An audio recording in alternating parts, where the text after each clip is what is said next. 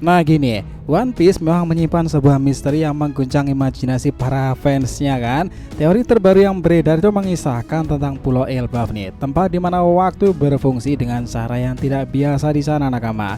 Bayangkan cuy, hanya dalam 3 hari di pulau raksasa ini 2 tahun bisa berlalu di dunia luar loh.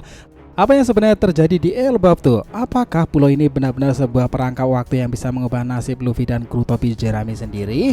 Nah, perjalanan ini kita akan jelai kemungkinan-kemungkinan menakjubkan ya nakama, dari referensi sastra yang menghubungkan Elbaf dengan Neverland hingga konsep ilmiah yang mengungkapkan bagaimana gravitasi dapat mempengaruhi sebuah waktu. Kita akan ngebahas bagaimana distorsi waktu ini dapat mempengaruhi hubungan antara bajak laut dan karakternya, dan artinya bagi pertempuran epic yang mungkin akan terjadi saat mereka terjebak di pulau tersebut.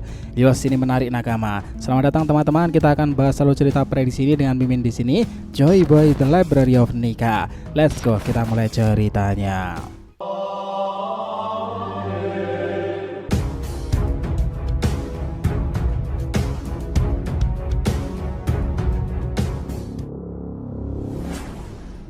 Namun sebelum masuk bahasan, jangan lupa untuk like video ini ya nakama. Ya, sebagai bentuk support kalian semuanya nih untuk channel ini ke depannya agar terus berkembang dan berpetualang bersama Nika sang Joy Boy itu. Nah, jika sudah, terima kasih banyak dan mari kita mulai petualangannya. Gini nakama, di tengah hiruk pikuk kisah One Piece itu ya, ada sebuah teori memang yang sedang ramai diperbincangkan. Teori ini mengisahkan tentang kemungkinan ada time skip setelah era Egghead itu. Bagaimana ini berkaitan dengan Pulau Elbaf sob? Kita akan telusuri bagaimana seolah-olah kita sedang duduk di sebuah bar itu ya, menikmati sangkir kopi sambil ngebahas gimana Elbaf itu akan mempengaruhi ceritanya. Pertama-tama, bayangkan Elbaf, pulau ini bukan pulau biasa loh. Teori yang beredar ada anggapan bahwa waktu di Elbaf berjalan dengan cara yang sangatlah berbeda. Nah, hanya 3 hari di pulau itu bisa setara dengan 2 tahun di dunia luar. Konsep yang sangat menarik bukan? Seolah-olah Elbaf adalah sebuah perangkap waktu yang bisa mengubah segalanya. Ketika kita mendengarkan opini ini, kita langsung teringat pada kisah-kisah klasik seperti Neverland dari Peter Pan. Di sana, waktu berjalan dengan cara yang aneh kan? Para putra-putri tetap muda selamanya. Oda sang pencipta One Piece itu memang dikenal suka misalkan referensi dari berbagai karya sastra. Mungkin Elbaf adalah versi Neverland dalam kisah bajak laut ya. Nah, ada yang lebih menarik dari sekedar referensi sastra nakama. Teori ini juga mengaitkan fenomena ilmiah yang dikenal sebagai waktu gravitasi. Konsep ini berasal dari teori relativitas Albert Einstein yang juga menyatakan bahwa waktu berjalan lebih lambat di dekat objek-objek besar kan. Dengan kata lain, jika ada raksasa di Elbaf, bisa jadi waktu di sana berjalan lebih lambat dibandingkan dunia luar. Nah, kita di sini ngebayangkan bagaimana kehidupan di Elbaf itu. Para raksasa yang tinggal di sana mungkin tidak menyadari betapa cepatnya waktu berlalu di pulau mereka. Mereka bisa saja menghabiskan waktu berhari-hari, sementara di dunia luar bertahun-tahun telah berlalu. Ada gambaran yang sangat menarik dan bisa memberikan dampak besar pada karakter-karakter tersebut kan. Di sini kita juga tidak bisa melupakan Little Garden Sob, sebuah lokasi dalam kisah One Piece di mana waktu tampaknya terjebak dalam era prasejarah. Di sana kita melihat dinosaurus dan flora yang sangatlah besar kan, seolah-olah waktu berhenti dan kehidupan di sana terjebak dalam siklus yang sama pula. Mungkin Elbaf memiliki sifat yang serupa, tetapi dengan nuansa yang lebih magis lagi. Nah, di sini kita coba lebih mendalaminya dan kita mungkin telah berpikir bagaimana implikasi dari time skip ini nanti. Jika benar ada distorsi waktu di Elbaf, bagaimana nasib para karakter kita sendiri? Bagaimana Luffy dan para aliansinya? Apa yang akan terjadi kepada mereka meninggalkan pulau tersebut ya? Mungkinkah mereka akan kembali ke dunia yang sudah berubah drastis tersebut? Salah satu hal yang paling menarik nakama, bagaimana pertempuran besar bisa terjadi saat mereka berada di Elbaf nanti. Bayangkan jika Akagami-san dan Blackbeard bertarung sementara Luffy dan para kru lainnya terjebak di pulau tersebut. Kita bisa saja melewatkan momen-momen epic yang sudah lama dinantikan kan. Itu adalah sesuatu yang buat kita merasa cemas dan bersemangat sekaligus nih. Di sini bagaimana Oda seringkali menyisipkan elemen kejutan dalam ceritanya itu. Mungkin gak ya Oda itu memilih untuk menggambarkan pertempuran besar ini secara off screen sendiri? Kita ngebayangin betapa mengecewakannya jika kita hanya mendengar tentang pertarungan Sang dan juga Blackbeard dari orang lain kan, tanpa melihat secara langsung. Sama saat pertarungan antara Akagami dengan Dragon Mihawk kan, itu itu belum ada pertarungan secara fisik dan juga secara live kita taunya hanya dari kabar-kabar para bajak laut. Nah di sisi lain ada juga potensi menarik nakama. Waktu di Elbaf berjalan lebih lambat, bisa jadi Luffy dan kru akan mengalami perkembangan karakter yang signifikan. Mereka bisa berlatih, belajar, tumbuh lebih kuat selama waktu yang mereka habiskan di pulau tersebut ya.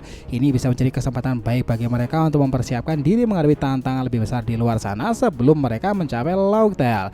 Nah di sini Luffy yang berlatih dengan para raksasa belajar teknik yang mungkin tidak pernah diajarkan sebelumnya. Kenbun Soku Haki mungkin, atau bahkan House Soku Haki tingkat lanjut. Royal Haki sekarang memang lagi menarik-menariknya di kisah Elbaf. Zoro yang bisa aja berlatih dengan pedang raksasa yang mengasah keterampilannya hingga ke tingkat yang lebih tinggi lagi nih. Karakter-karakter lainnya seperti Usopp, Nico, Robin, Franky itu juga bisa mendapatkan adaptasi menarik di kisah ini nanti. Nah sementara itu kita juga tidak bisa mengabaikan kemungkinan bahwa orang seperti para raksasa lainnya juga akan muncul di sana ya.